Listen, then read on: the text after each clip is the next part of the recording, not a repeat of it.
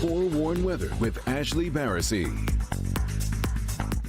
I mean, you're absolutely right. I mean, we have our own share of, shower storms, localized flooding, but it hasn't been anywhere as severe as what the folks down south have been dealing with. So we have to look at that silver lining here close to home for us. But high pressure up into the UP, that's going to bring some sunshine up north today. So if your travels do take you up north today, you're going to find better weather than what we're dealing with here in the southern tier of southeastern Michigan. And that has to do with this frontal boundary that's very slow moving, almost stalling out close to the state line. And you see the cold front that turns into kind of that stationary front off towards that low pressure system. That's like a train track, and all of that weather riding along the tracks. And so that's where we're going to see more of that activity here in southeastern Michigan will be to our south. I'm not ruling it out a little farther north, as even on Exact Track 4D, you see some of this pushing up towards Livingston County. But the bulk of the activity will be closer to the state line. So let's talk more about what is on Exact Track 4D at this hour. Just north of the city, we picked up some moderate showers. So this is draping the Wayne Macomb County line, and then that goes as far west as Novi. So as you are inching between that Wayne and Oakland County line, and same with the Livingston and Washtenaw County line. So that's going to be the corridor right there, riding along all the county lines that we have the heavier rain. But the heaviest is south of Howell, off towards Hamburg, so close to the I-96 corridor. In fact, just south of there, sandwiched between 96 and I-94, because Dexter is now starting to dry out, but Hamburg, Webster, Northfield Township, even down towards Ann Arbor, dealing with the moderate to heavy rain. So some city level mapping for you to start the day. Temperatures are in the 70s. Even Ann Arbor has gone up a couple degrees. So with that rain rolling through, it hasn't hindered temperatures. We have widespread 70s to start your Friday morning. We're still on the warm and muggy side, folks, so it's still going to be impressive, but at least we're not in the 90s. Yesterday's high officially was 95 at Metro Airport, and we'll be in the mid to upper 80s this afternoon with some isolated storm chances that remain subsevere today, could reach severe limits come tomorrow. So through midday, I think we're a bit drier this morning, and then this evening will be when we see a little bit more of the activity. In fact, model data picking that up around 6, 7 o'clock. Now, it's hard to pinpoint where that develops the farther north you go, this into Macomb County, but you also have to realize this is awfully close to the time of the Tigers game. So if you see something develop in Wayne County, that could impact that game tonight. But otherwise, come Saturday morning, we're getting more of that activity down by the state line. A few more scattered showers develop into the afternoon on Saturday, and then another wave of some rain comes Saturday night, probably to the south because of where that boundary layer is. So for the Tigers forecast tonight at Comerica Park, it's a 7:10 first pitch. There's a chance for rain, but we could completely dodge it at Comerica Park too. It is more of that 30 to 40% chance of seeing it closer to the city. Warm and muggy by game's end, so it'll be a toasty game. Chance for storm Saturday could reach severe limits, but then we're cranking up the heat with only that slight chance for rain on Sunday.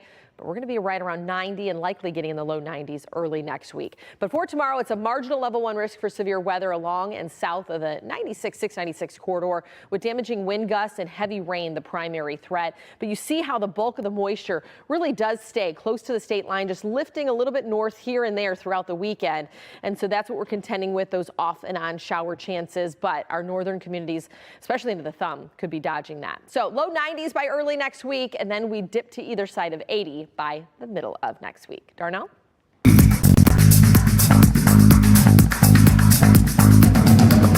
News team, assemble! Here. Of course, it's the weekend, almost, and a lot of folks have some weekend outdoor plans, and then there's that rain factor. And freeway closure. Yeah. Don't you look at me like that. Like, okay, how do we work our way around this whole weather traffic thing? It's Ashlee's fault. Oh. That wasn't an answer to the question. No. Just came up. Yeah, all the orange barrels are your fault, too. Yeah, they are. Kids, come on now. I don't know, let's play nice. Well, it's Friday. It's Friday. You stand in the corner. Stop it. All right, so we do have an air quality advisory to bring you up to speed on. Some wildfire smoke creeping in, coming out of Canada. And that's clipping Sanilac County, the thumb, and off into the central part of lower Michigan. So if your travels take you up north, you might encounter some of that hazy sunshine. Pollutants are going to be a little more impactful for those that are in what we call sensitive groups. If you're asthmatic or you suffer from upper respiratory illness, you'll likely notice the pollutants in the air from that wildfire smoke. Rest of us are not contending with that today, but we have our own fair share of heat, humidity, storm chances to talk about. So hot temperatures, the hottest temperature so far this year, shall I say, 95 degrees. That's the hottest temperature we have felt. We've done that 3 times this year, June 23rd, June 24th, and July 24th, yesterday. Of course, that's not factoring in the humidity, which made it feel like we were in the triple digits, but we've had 8 days so far this year in the 90s. And then yesterday's rainfall was upward of an inch. We've added a little bit more off towards Howell throughout the morning, but you can see the pattern here. A lot of that riding along the 96 corridor. And so your weather story, well, we're staying toasty for a while, even with a little break in the heat.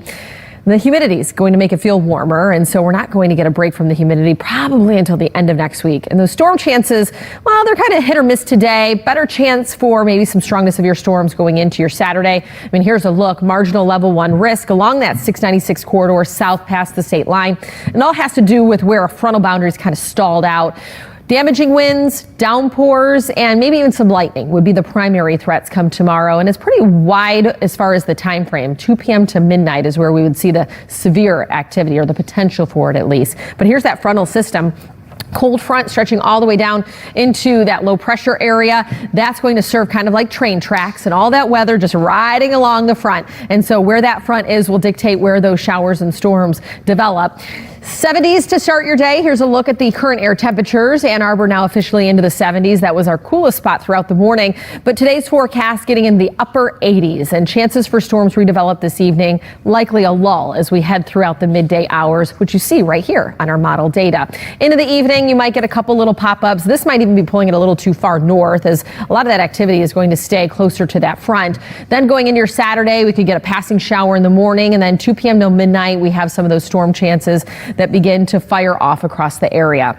And if you're heading out to Comerica Park this evening, it's a 7:10 first pitch against the Blue Jays. And we have a slight chance of a shower non-severe storm right around first pitch, but there's a good chance we also could dodge that. But it will be more warm and muggy no matter what, falling out of the 80s into the 70s. But then rising close to 90 by Sunday, and a lot of that moisture will stay right to our south, but I think it's only a slight chance by Sunday of seeing some of that develop for the second half of the weekend.